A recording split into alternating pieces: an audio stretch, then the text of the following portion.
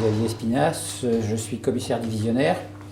Je suis le chef de l'identité judiciaire depuis bientôt 3 ans.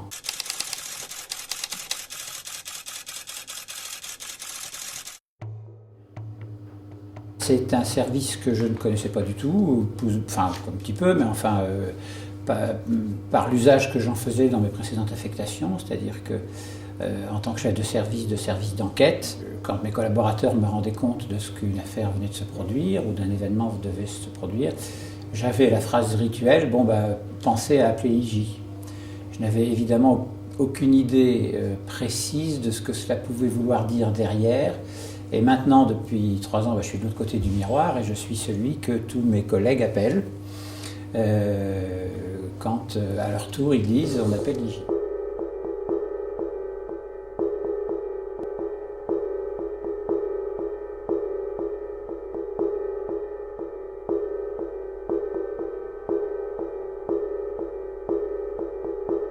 Et donc j'ai été tout à fait surpris et assez rapidement passionné par l'activité qui règne ici et les différentes composantes, aussi bien en individu qu'en patrimoine, qu'en matière, qu'en organisation.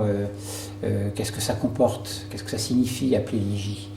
Et être de l'autre côté du miroir, c'est tout à fait passionnant. Je dois dire que je le dis souvent, parfois à la surprise de mes collègues, mais ça fait maintenant plus de 30 ans que je suis commissaire de police et c'est probablement le poste où je me plais le plus. Alors ceux qui me comprennent et ceux qui acquiescent sont ceux qui sont déjà passés par l'IJ.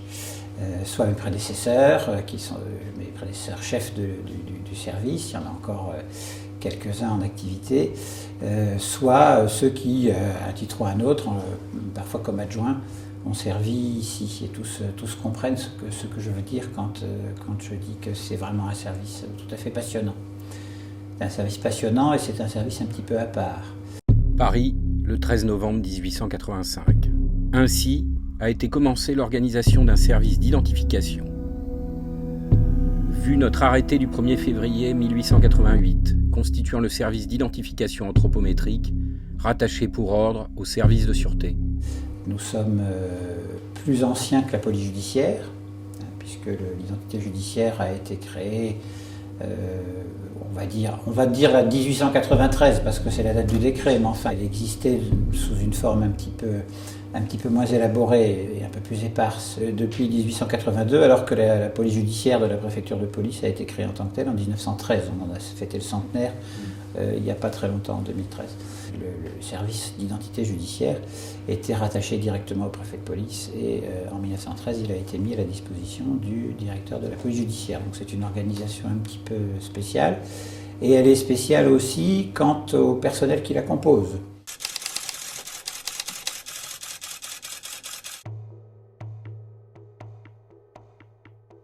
Au cours du premier tiers du XXe siècle, le service de l'identité judiciaire de la préfecture de police de Paris se dote d'un personnel scientifique de plus en plus étoffé, ainsi que d'instruments perfectionnés afin de pouvoir procéder à des analyses et des expertises dans des domaines très variés.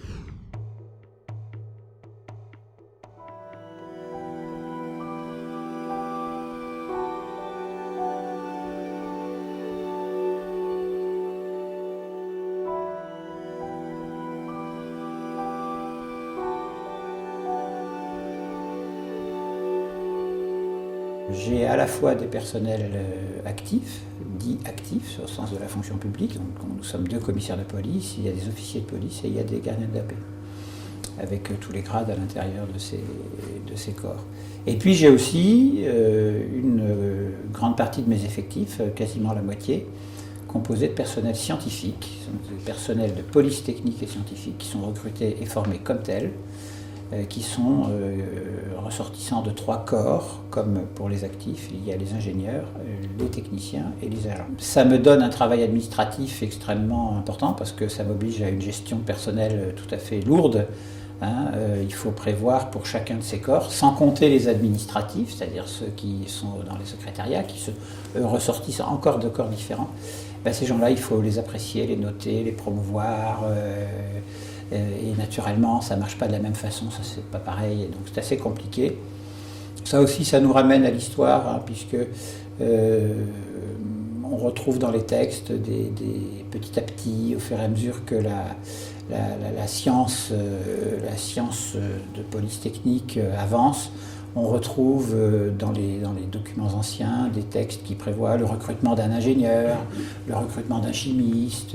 Et comme c'était Paris et la préfecture de police, qu'il y avait un régime particulier à la préfecture de police en termes de gestion des personnels, hein, jusque dans les années 60, la création des départements, de la région Île-de-France, etc., et des départements d'Île-de-France, la préfecture de police avait son autonomie en termes de recrutement, et les commissaires de police, par exemple, était issu d'un recrutement parisien exclusif. Il ne connaissait pas Saint-Cyr-au-Mont-d'Or ou le NSP, ce recrutement se faisait à Paris. Des commissaires de la ville de Paris, il y en a évidemment plus en activité, mais moi j'en ai connu, hein, qui ont été formés à Paris et qui n'ont jamais connu les joies de Saint-Cyr-au-Mont-d'Or. Hein. Je pense à Olivier Foll notamment, qui a été directeur de la PJ il n'y a pas très longtemps, enfin que j'ai connu moi comme directeur, donc dans les années 90-2000, qui était un commissaire de la ville de Paris. Il ne sortait pas de Saint-Cyr-au-Mont-d'Or.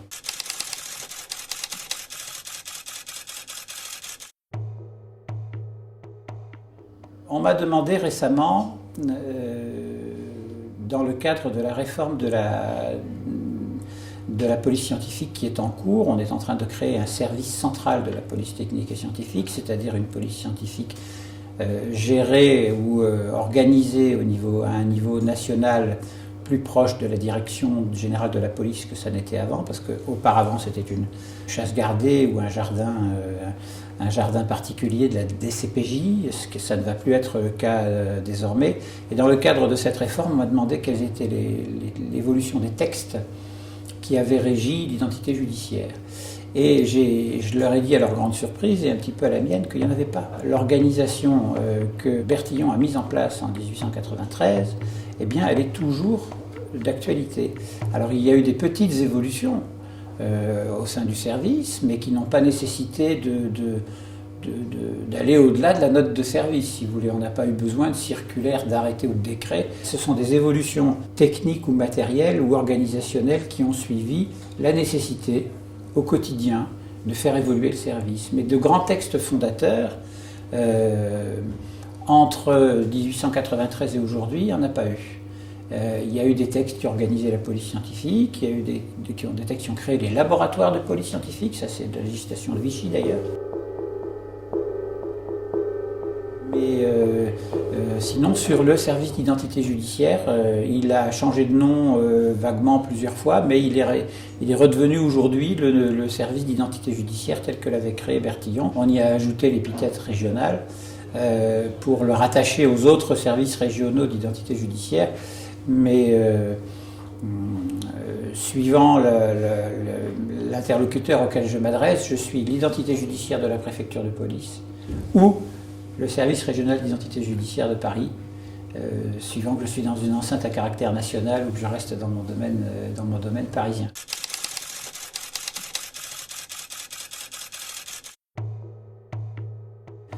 Ici s'effectue d'ailleurs, bien que nous soyons membres à part entière de la direction de la police judiciaire, ici s'effectuent des actes de police technique et scientifique qui ne sont pas ressortissants d'activités de la police judiciaire.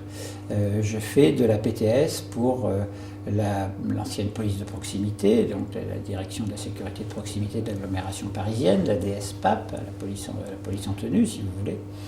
Je fais l'identité judiciaire pour l'IGPN, puisque je suis l'IJ de l'ancienne IGS, donc sur le ressort de Paris, quand il y a un incident pour lequel l'IGPN est saisi, c'est moi qui suis l'identité judiciaire. Et il m'arrive également d'effectuer des prestations de police technique et scientifique au profit de directions centrales ou même de la DGSI. Ça m'arrive régulièrement.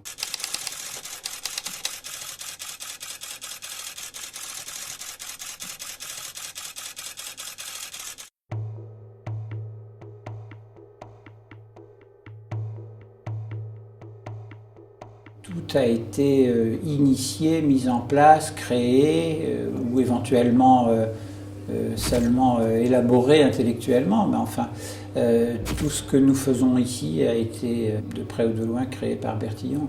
En termes de photographie, on n'a pas beaucoup changé de technique et de technologie, on est passé de l'argentique au numérique, mais enfin sinon, ces règles, les règles qu'il avait élaborées en termes de prise de vue, qui sont parmi les premières qu'il ait considérées d'ailleurs, photographie de scènes de crime, etc., ça reste absolument valable, les préceptes qu'il a émis sont toujours utilisés.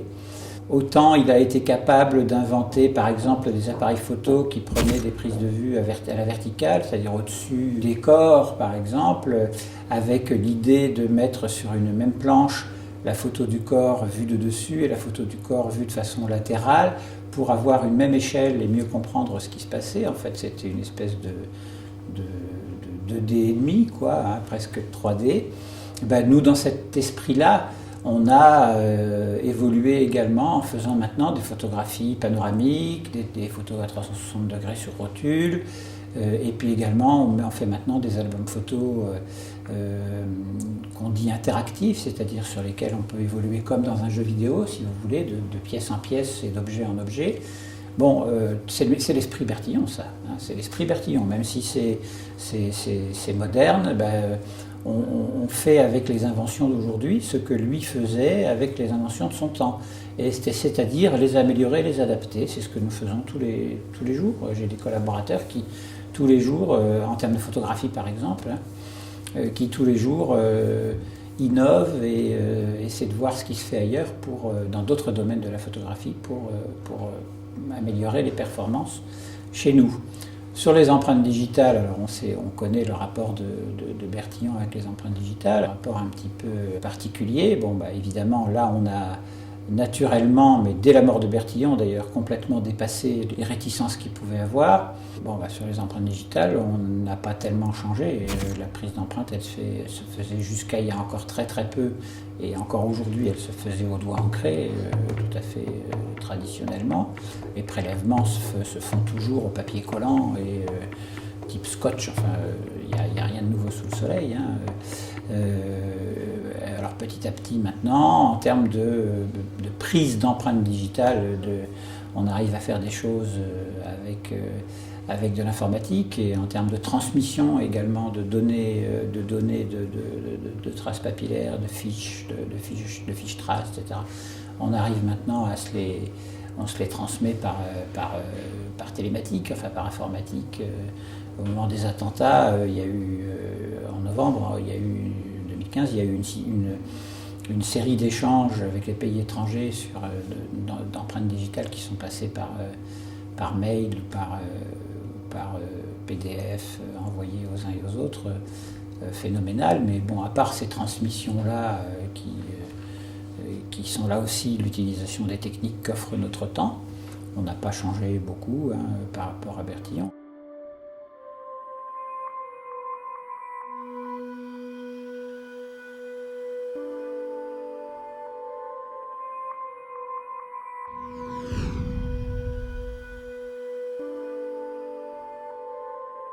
On n'a pas changé la classification des empreintes, enfin, qui est postérieure à Bertillon en France, mais la classification des empreintes, les boucles, les arcs, tout ce que vous pouvez imaginer, c'est toujours la même chose. Le positionnement des minuties, c'est toujours la même chose. La recherche la comparaison, elle se fait de la même façon.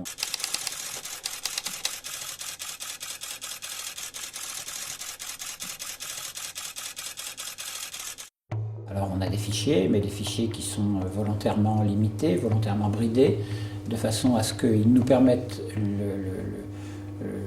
la récension d'empreintes devenant extrêmement importante numériquement. On ne peut plus faire comme Bertillon aurait fait au moment de l'affaire Schaeffer, c'est-à-dire aller chercher dans ses casiers doigt par doigt, ce serait plus possible parce qu'il y a trop d'entrées.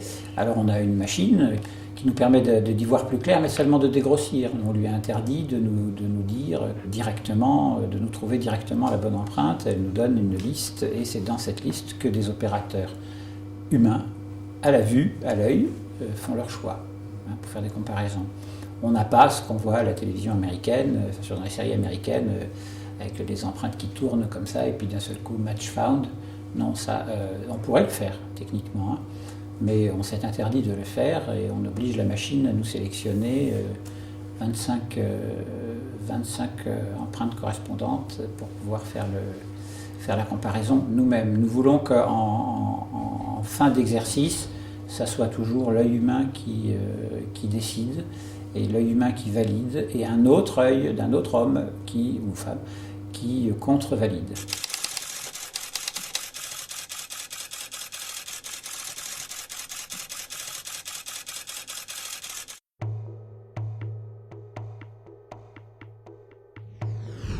Autant ces techniques d'empreintes, de recherche d'empreintes, de comparaison d'empreintes n'ont pas changé à la base, elles n'ont évolué que dans la recherche de facilité pour retrouver et refaire nos comparaisons. Autant nous sommes confrontés, nous avons été confrontés à des innovations de la vie civile d'ailleurs, hein, qui ont pu être rattachées assez rapidement à la police technique et scientifique d'aujourd'hui, mais qui n'avaient pas été ignorées, ou en tout cas qui étaient déjà envisagées dans les premiers temps. On parle du principe de Locard. Le principe de Locard, c'est donc Edmond Locard, un des élèves de Bertillon, qui a fondé l'école lyonnaise de police scientifique. On a coutume de dire qu'en médecine légale, il y a le docteur Paul à Paris et la Cassagne à Lyon. En police scientifique, il y a Bertillon à Paris et Locard à Lyon. C'est un petit peu vrai d'ailleurs, hein. Edmond Locard a émis le principe qu'on n'entre pas sur une scène de crime sans y apporter quelque chose, et on ne la quitte pas sans en emporter quelque chose. Et ça, il a émis ça en 1911. Il n'avait évidemment aucune idée de ce que pouvait être l'ADN. Et bien pourtant, c'est bien de ça qu'il s'agit. L'ADN, c'est devenu maintenant un des éléments de recherche de notre activité.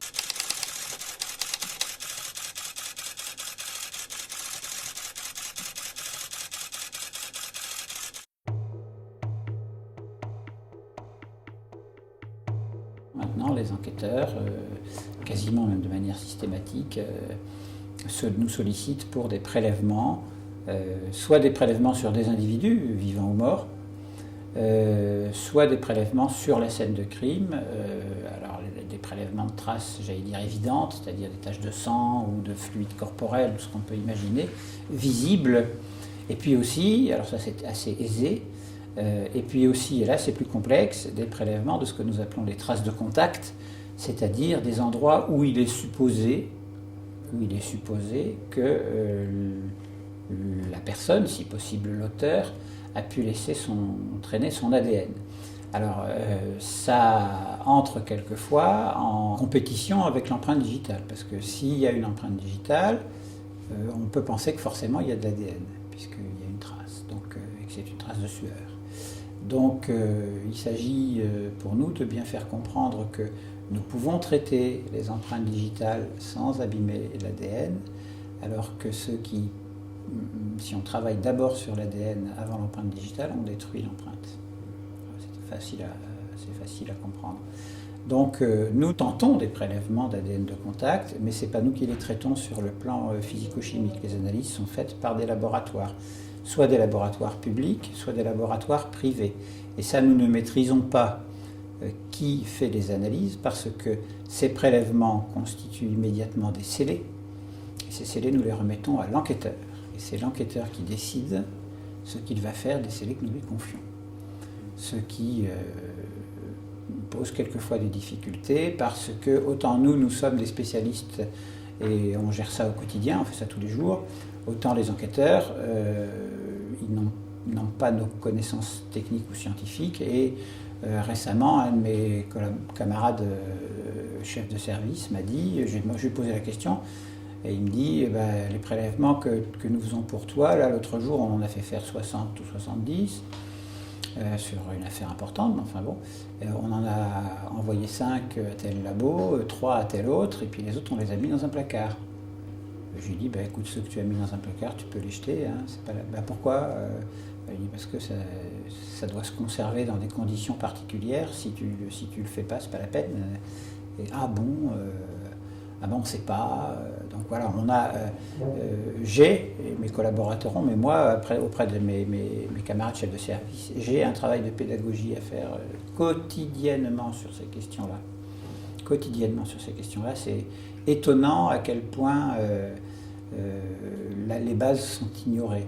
Alors nos collègues de la direction de la police judiciaire, aussi bien des brigades territoriales que des brigades centrales spécialisées, ont une très grande confiance en nous. On s'entend très bien avec eux, on travaille bien ensemble, il n'y a pas de souci particulier, on les aide à sortir de très très belles affaires, mais il faut reconnaître que, on en revient à mon propos de départ, on appelle l'IJ. Et sans aller plus loin, quoi, sans se demander ce qu'il y a derrière.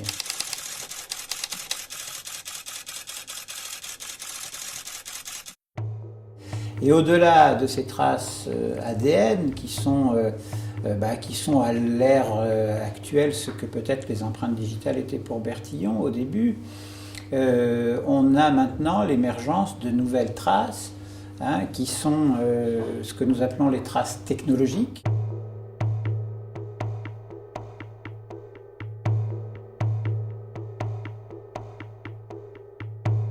On s'amuse beaucoup quand on fait des interventions à l'extérieur auprès d'étudiants ou d'élèves en leur disant on va vous parler de celui que vous considérez comme votre meilleur ami et quand on sortira d'ici vous verrez que c'est votre meilleur ennemi, c'est votre téléphone portable.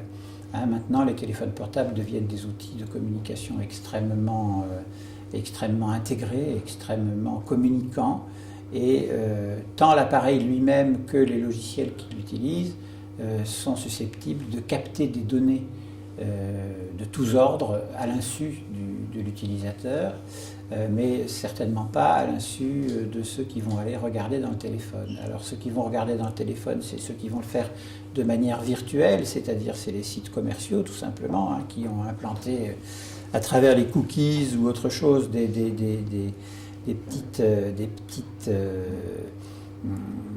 petites concierges là, qui vont orienter sur telle ou telle publicité. Vous avez une conversation par mail à propos de vos prochaines vacances en Crète. Dans la semaine qui suit, vous recevez des promotions, des avis de promotion pour des agences de voyage qui vous proposent des séjours en Crète. Et alors là, il y a toute une étude intéressante à faire sur le sujet. Et il y a aussi des données techniques plus technologiques qui ressortissent plus de la trace technologique que nous savons, nous, maintenant, explorer et révéler. Sans aller trop loin dans la divulgation de ce que nous savons faire, il n'y a pas beaucoup de téléphones portables qui peuvent nous résister et on arrive maintenant à savoir, à identifier les cellules qui ont été activées à tel endroit ou à tel endroit, à telle heure et à telle heure. Tel téléphone a utilisé telle messagerie, éventuellement pour passer tel type de message. Lors des attentats, ça a été le cas. On a pu travailler sur un message qui avait été retrouvé sur un téléphone portable et travailler longuement dessus. La difficulté maintenant, c'est que ces téléphones sont de plus en plus perfectionnés et qu'on se rapproche beaucoup de l'informatique. D'ailleurs, on se met à parler d'ordiphone.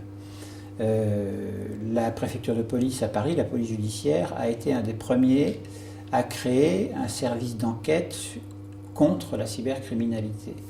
À l'époque, il n'était pas encore trop question de téléphonie au sens technologique du terme, et donc ce service, qui s'appelle la BEFTI, Brigade d'enquête sur les fraudes aux technologies de l'information, a pris en compte tout ce qui concernait l'informatique. Donc, la lutte contre la cybercriminalité, c'est-à-dire je recherche des infractions commises par Internet, type consultation de sites djihadistes, cyberbanditisme, tout ce qu'on peut imaginer, détournement de fichiers, introduction frauduleuse dans des systèmes de données, etc., d'effacement de sites, mais aussi chercher dans la machine elle-même des traces de connexion ou de contact. Et ça, mon sentiment, c'est que ça ressortit plutôt du domaine de la police scientifique et non pas de l'enquête. Moi, je suis un service de police scientifique et pas un service d'enquête. Et donc, dans toute la France, c'est comme ça que ça fonctionne, c'est-à-dire qu'il y a dans tous les SRIJ de France une section de l'informatique et des traces technologiques. Ici, à Paris, il y a une section des traces technologiques. Il me manque le I. Donc, en ce moment, une des évolutions en cours, et alors là, on se retrouve avec le même type de combat que ceux que pouvait mener Bertillon quand il essayait d'amalgamer les sommiers, la photo, parce que tout ça se complétait selon lui, et il avait évidemment grandement raison. Au sein du service de l'identité judiciaire de la préfecture de police de Paris qu'il dirige, Alphonse Bertillon réorganise entièrement le classement des sommiers judiciaires qui compile les condamnations privatives de liberté prononcées en France. Là, c'est un petit peu pareil. Moi, je suis actuellement en phase d'évolution de mon service pour essayer de récupérer cette partie police technique et scientifique de l'informatique qui se rapproche énormément du travail que je fais jusqu'à présent exclusivement sur les téléphones portables. Pourquoi ? Parce que la pyramide, comme ça, se finit par se recouper. Il y a quelques années, il n'y avait pas de comparaison possible entre un téléphone portable comme le mien, qui est un outil tout à fait préhistorique, mais sur lesquels on revient, je vous raconterai pourquoi ensuite, et les premiers ordinateurs. Mais maintenant, plus ça va, plus la différence devient compliquée. Je vous ai évoqué le mot ordiphone, c'est-à-dire que voilà, on ne sait plus si on est face à un ordinateur ou à un téléphone. Et donc la distinction ne se faisant plus, moi j'essaie de former mes personnels à l'arrivée de ces technologies-là. Mais je vous dis, les téléphones portables sont des outils extrêmement perfectionnés. Celui-ci est un outil absolument basique qui fait téléphone, texto et très mauvaise photo. Eh bien, on y revient parce que ce sont des téléphones, je veux dire, la délinquance y revient, parce que ce sont des téléphones qui sont tellement obsolètes qu'on n'a plus trop les systèmes pour les exploiter et que ce sont des téléphones qui n'ont aucune valeur, donc qui s'utilisent une fois et qui se jettent. Et notre préoccupation quotidienne, quelle qu'elle soit, et il y a un mot magique pour nous, c'est trace.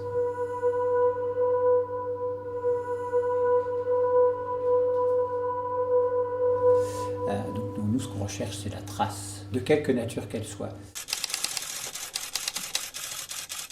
Et il est apparu qu'il y avait des traces qu'on ne soupçonnait pas, qu'on soupçonnait mais qu'on n'avait pas envisagé sous un angle scientifique, sous un angle de recherche ou sous un angle d'identification. Et je pense notamment à des techniques extrêmement nouvelles, mais auxquelles Bertillon aurait pu penser. Je pense à l'odorologie. L'odorologie, c'est l'étude de l'odeur humaine et de la traçabilité de l'odeur humaine et du fait qu'il a été démontré scientifiquement que chaque individu a une odeur humaine, une odeur spécifique qui lui est propre et qui ne peut pas modifier. Alors la curiosité de cette odorologie, c'est qu'on n'a jamais pu, pas encore, et Dieu sait pourtant que les scientifiques s'y attellent, on n'a jamais pu numériser cela, on n'a jamais pu en tirer quelque chose de virtuel et le transformer en algorithme. Donc, nous utilisons des chiens, tout simplement. Alors, dans l'odorologie, il y a deux phases. Il y a la phase qui est la phase de prélèvement d'odeur, c'est-à-dire que c'est comme pour l'ADN, on va prélever une odeur sur quelqu'un, soit avec sa coopération, c'est-à-dire comme on fait un prélèvement d'ADN sur une personne vivante, soit on va essayer de retrouver une odeur sur un lieu de scène de crime. Une des premières choses que nous avons faites en janvier 2015, donc il y a 2 ans quasiment aujourd'hui, quand les frères Kouachi se sont enfuis de Charlie Hebdo et qu'ils ont remonté Paris vers le nord-est et qu'ils ont abandonné leur voiture rue de Meaux, la première chose que nous avons faite, ça a été de tenter de faire des prélèvements d'odorologie sur la voiture. Et la voiture avec laquelle il s'était enfui. Et il y a des photos d'ailleurs dans la presse de cet événement où on voit les gens, mes collaborateurs en combinaison blanche évidemment, en train de faire ces prélèvements. Alors ça ne se voit pas, on ne sait pas que c'est ça, mais c'est ce qu'ils sont en train de faire. Et ces prélèvements odorologiques, on ne les analyse pas ici. On les fait, on les conditionne, mais on les envoie à Écully, donc à Lyon, au siège de la police technique et scientifique, où ils sont stockés dans ce qu'on appelle l'odorothèque, qui est une espèce de cave, si vous voulez, comme une cave à vin, dans laquelle ils sont stockés à température constante, des bocaux stériles dans lesquels sont conservés les cotons qui ont été utilisés pour prélever les odeurs. Et ensuite, on fait faire des comparaisons avec des chiens qui sont dressés spécialement pour ça. Alors, j'entre pas dans le détail de la procédure technique utilisée par les chiens. Il s'agit de savoir juste que cette procédure a été validée scientifiquement. Il y a eu des études qui ont été suivies de publications scientifiques et le CNRS a récemment validé le process de façon extrêmement formelle, ce qui nous a fait plaisir parce que en général, les organismes tels le CNRS adoptent toujours une position prudente, avec des conditionnels, etc. Là, c'était vraiment clair, ferme et définitif. L'odorologie est un moyen d'identification. Bon. Alors, pour l'instant, ça n'est que relativement embryonnaire dans la mesure où c'est ce qu'on appelle du trace contre trace. C'est-à-dire qu'il n'y a pas de fichier des odeurs, donc il faut qu'on ait deux odeurs à comparer. Mais c'est extrêmement spectaculaire à voir faire. Naturellement, les maîtres chiens utilisent des méthodes qui sont extrêmement sophistiquées de façon à rendre la comparaison absolument inattaquable. Ça vaut vraiment le coup moi j'ai eu l'occasion de voir des démonstrations réelles. C'est extrêmement spectaculaire. Les chiens, puisqu'on en utilise plusieurs pour chaque séquence, pour chaque comparaison, les chiens réagissent de façon étonnante. Alors c'est amusant parce que c'est une technologie qui a été mise au point durant la guerre froide par les Hongrois qui l'utilisaient pour la chasse aux dissidents. Cette technologie a été mise au point et développée par la police hongroise. Et ils sont extrêmement jaloux de leur façon de faire, ce qui fait qu'on est extrêmement soumis aux Hongrois parce que ce sont eux qui nous fournissent en tissu de prélèvement. Nous n'avons pas encore réussi à copier parfaitement les linges qu'ils utilisent pour se faire ces prélèvements. On n'y arrive pas. Les chiens reçoivent leurs ordres en magyar, ce qui est là aussi tout à fait surprenant. Et on est vraiment en contact, enfin Écully, pas nous précisément, mais Écully avec les chiens, et sont en contact avec la Hongrie pour la mise au point les avancées de cette technologie. Mais ça prend des proportions incroyables parce qu'il faut protéger l'odorat des chiens et donc par exemple il n'est pas question de leur donner n'importe quelle croquette. Donc il y a des études qui sont faites sur les croquettes des chiens pour savoir quelles sont les meilleures qu'on puisse leur donner sans risquer de gâcher leur odorat. Les chiens, ce sont des animaux très fragiles sur ce plan-là, ils sont 100 fois meilleurs que nous sur le plan odorat. Quand je dis 100 fois, c'est une figure de style parce que c'est beaucoup plus que 100 fois. Mais c'est fragile, donc il faut être très attentif, on ne les fait pas travailler trop longtemps. L'explication que j'en ai eue, enfin la métaphore qui m'a paru la plus parlante, c'est celle que m'a faite un collègue maître chien douanier qui m'a expliqué comment il envisageait les choses avec les chiens des douanes qui font la même chose mais pour la recherche d'explosifs. Et il me disait, mais c'est simple, tu as un mur blanc, tu projettes 10 gouttes rouges sur ce mur blanc, tu vas voir ces 10 gouttes rouges. Tu projettes 50 gouttes jaunes, tu vas toujours voir tes 10 gouttes rouges. Tu projettes 350 gouttes bleues, tu vas toujours voir tes 10 gouttes rouges. Le flair du chien, c'est pareil. Si on lui dit « retrouve-moi les 10 gouttes rouges », il va faire ça avec son pif. Et vous aurez beau vous arroser de numéro 5 de Chanel jusqu'à plus soif, le chien, à travers les gouttes jaunes de numéro 5 de Chanel, il retrouvera vos 10 gouttes rouges. Et il ne se trompera pas. Voilà, l'idée c'est ça. Si on transpose au visuel ce que le chien fait à l'olfactif, on comprend tout de suite mieux la... Et on peut peut-être même envisager pourquoi il est très difficile de rendre cela de façon informatique. C'est absolument même pour l'instant impossible. On n'a pas fait mieux que les chiens. Voilà. Et voilà, ce sont des techniques qui sont apparues au cours du temps et qui montrent l'évolution qu'on suit. Et ça, les chiens, on pourrait penser l'utilisation de chiens en police technique et scientifique qui est récente. On pourrait penser que c'est presque une régression, utiliser les animaux. Eh bien, c'est, je crois, ce qui fait la richesse aussi de la matière, c'est que c'est l'ouverture d'esprit.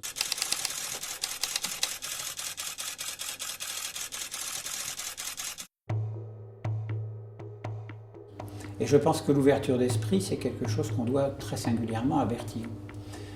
Alphonse Bertillon est un personnage que moi je trouve remarquable par ce qu'il présente de curiosité intellectuelle. C'est vraiment un type qui est ouvert à tout. Pourquoi il est ouvert à tout? Parce qu'il a l'avantage, qui lui sera aussi un grand inconvénient dans sa vie, ça n'est pas un académique.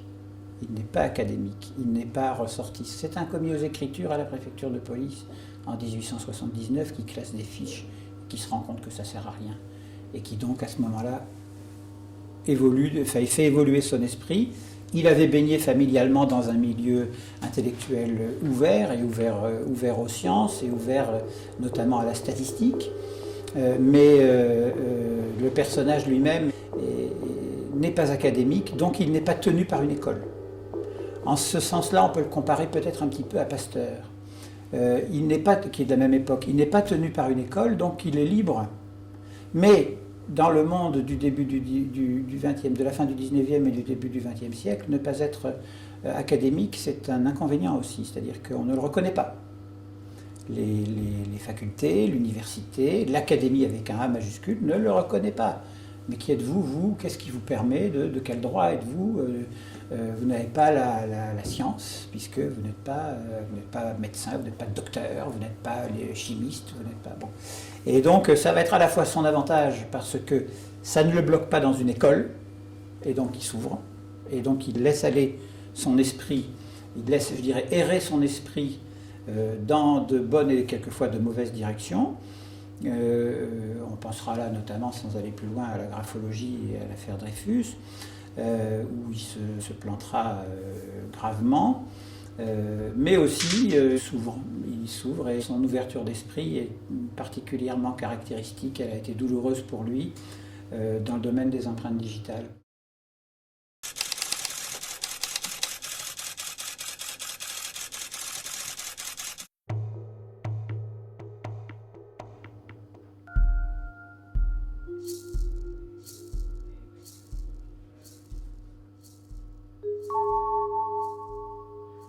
Bertillon est un personnage qui est extrêmement ouvert sur l'extérieur. Il est assez jaloux de son invention essentielle. Son invention essentielle, c'est l'anthropométrie judiciaire et son système de mensuration des individus.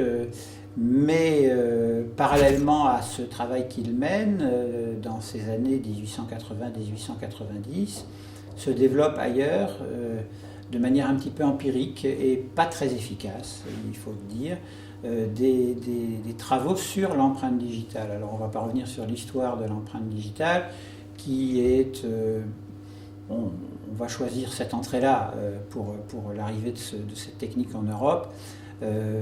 Des administrateurs coloniaux britanniques s'aperçoivent qu'en Extrême-Orient et en Inde, des personnalités locales authentifient les documents en apposant une empreinte ancrée d'un doigt, d'un pouce ou de l'index. Et ça revient en Angleterre et il y a des gens qui commencent à s'y intéresser. Le principal personnage qui s'intéresse aux empreintes digitales, c'est Galton. Et il travaille en même temps que Bertillon. Il viendra d'ailleurs rencontrer Bertillon et on a une fiche anthropométrique de Galton établie par Bertillon. Il n'y a pas de conflit entre les deux à ce moment-là. Ils s'apprécient, ils sont dans le même domaine de recherche. Bertillon continue son travail sur la mensuration et obtient un triomphe international. Le monde entier connaît le bertillonnage, c'est ainsi qu'on appelle le travail fait par Bertillon. Il développe, il en fait la publicité, il est très fort pour ça, c'est un innovateur aussi de ce point de vue-là, sur le plan du marketing, et par sa participation aux expositions universelles.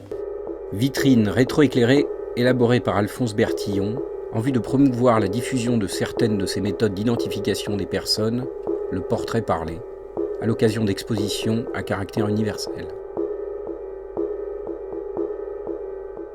Il obtiendra d'ailleurs une médaille d'or à l'exposition universelle de 89, celle de la Tour Eiffel. On a le diplôme ici. Et Galton, pendant ce temps-là, commence à travailler sur les empreintes digitales, à essayer de les décrire. Et il écrit un bouquin qui s'appelle Fingerprints, qu'on a ici aussi, dans lequel il décrit, mais il ne parvient pas à classer. Il décrit de façon assez complète ce qu'on observe sur le bout des doigts. Mais bon, ça reste un petit peu en chemin. Pendant ce temps-là, Bertillon se rend compte qu'il a beau développer son système de mensuration, les empreintes digitales, ça présente quand même un avantage majeur. L'avantage majeur, c'est que ça reste sur les lieux du crime, à la différence du périmètre crânien ou de la longueur du pied gauche.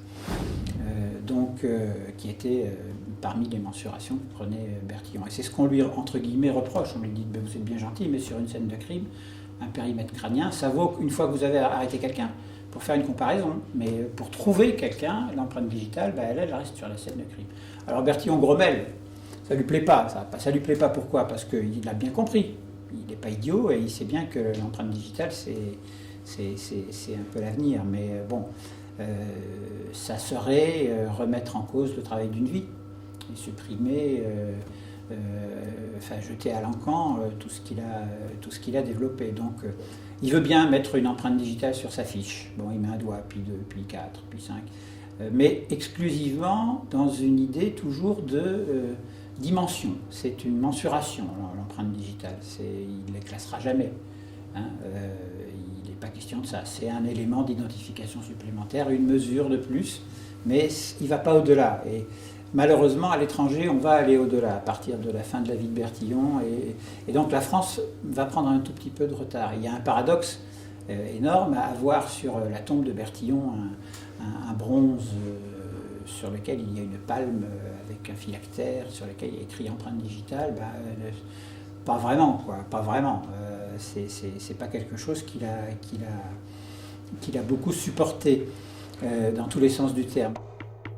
À partir des dernières années du XIXe siècle, et jusqu'à sa mort en 1914, dans le système de classification des fiches d'identification qu'Alphonse Bertillon applique au service de l'identité judiciaire de la préfecture de police de Paris, la dactyloscopie est uniquement employée comme un mode de preuve identitaire supplémentaire servant à compléter l'anthropométrie judiciaire.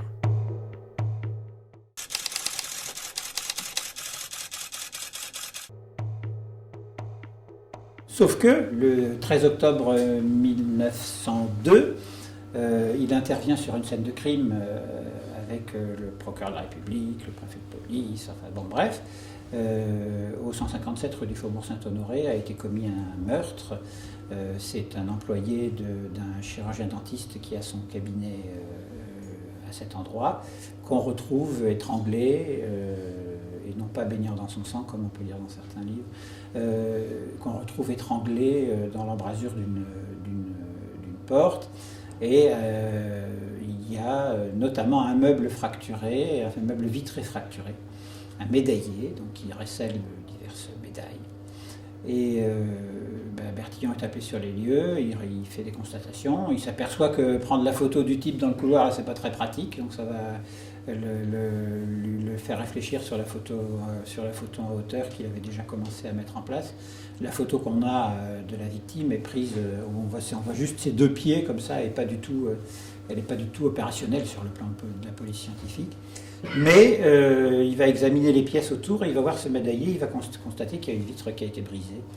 Et dans la brisure de cette vitre, donc voilà, la vitre elle est brisée comme ça, et dans la brisure de cette vitre, il va voir 5 doigts, 4 doigts d'un côté, un doigt de l'autre, et il va étudier ça, il va emporter la vitre au bureau, et parce que ça c'est aussi un des principes que nous mettons en œuvre encore aujourd'hui, qui a été défini à cette époque-là, tout ce qui peut être emporté doit être emporté.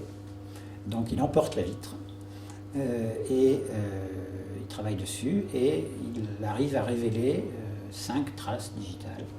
Il aura un problème d'ailleurs parce qu'il s'agit d'une vitre et donc pour la partie, le doigt qui se trouve à l'extérieur de la vitre, il est en transparence avec les doigts, les doigts qui sont à l'intérieur de la vitre. Mais il va réussir quand même à isoler chacun des doigts et il va trouver un certain nombre de points caractéristiques. Et en fonction de cette trouvaille, il va aller rechercher dans ses fiches puisque depuis quelques années, il a commencé à introduire les empreintes digitales. Et là, il va tomber sur la fiche de quelqu'un qu'il avait vu au mois de mars. Donc on est en octobre, donc il retourne sur une fiche au mois de mars et qui va correspondre, les points qu'il relève correspondent aux mêmes points trouvés sur le carton trace qu'il a classé. Et donc il va pouvoir dire que, selon lui, il s'agit de la même personne. Alors la légende dorée dit que Bertillon est parti dans son fichier et à la main est allé chercher les traces, etc., jusqu'à tomber sur celle de Henri-Léon Schaeffer, puisque c'est de lui qu'il s'agit, dit Georges Lartilleur. Henri-Léon Schaeffer est un malfrat bien connu et il l'avait signalisé donc en mars précédemment pour, je crois, une histoire de recel. Donc je vous dis, la légende dorée veut que Bertillon soit allé chercher dans ses fiches. On n'a pas de preuves autres, mais il se dit que pendant ce temps-là, les enquêteurs de la brigade criminelle, enfin, de ce qui en tenait lieu à l'époque, puisqu'elle n'existait pas encore, avaient porté leur enquête traditionnelle d'ores et déjà dans cette direction et vraisemblablement sur ce bonhomme-là. Donc est-ce qu'ils ont fourni le nom de Schaeffer à Bertillon qui a cherché dans ses fiches et l'a trouvé? On n'a pas de trace de ça. Enfin, ça paraît quand même vraisemblable, beaucoup plus vraisemblable qu'une recherche manuelle sur déjà plusieurs milliers de fiches qu'il avait constituées, ce qui aurait été un coup de bol incroyable, quoi. Donc le bout de coup de bol existe, ça existe. Mais enfin là, on ne sait pas très bien, quoi. Donc nous avons coutume de dire, et je le proclame, que Bertillon a été le premier au monde, je dis bien, à procéder à l'identification d'un criminel en fuite grâce à ses empreintes digitales. Alors on va me rétorquer, parce que c'est toujours ce qu'on dit, oui, mais en Argentine, il y a eu une autre affaire où un autre chercheur avait... oui, sauf que c'est un travail trace contre trace. D'abord, on avait la trace de l'auteur des faits dont on était sûr que c'était elle, puis qu'il s'agit d'une femme en l'occurrence, et on avait la dame sous la main. Ce qui n'est pas le cas dans l'affaire de Bertillon, où le type est en fuite et est absolument inconnu. Quand tout le monde arrive sur la scène de crime, on n'a aucune idée de ce qui s'est passé. Il s'agira, en fait, on s'apercevra que Georges Lartilleur, peut-être comme son nom l'indique, avait des mœurs qui étaient à l'époque éminemment réprouvées et qui ne pouvaient pas être publiées, et qu'il avait entretenu un lien inavouable avec la pauvre victime, que ça s'était terminé dans le cabinet dentaire de l'employeur de la victime, et que ça s'était terminé en bagarre, qui avait mal tourné, que Schaeffer avait étranglé la victime rebelle, et en fait le bris de vitre est un simulacre. Et en voulant trop bien faire, Schaeffer si j'ose dire, passé la corde au cou. Il s'est rendu, sachant qu'il était activement recherché, comme on dit de nos jours, il s'est rendu à Marseille, et il a été reconduit à Paris, et il a été condamné au bagne, il a été expulsé, envoyé à Saint-Laurent-du-Maroni, et il y est mort.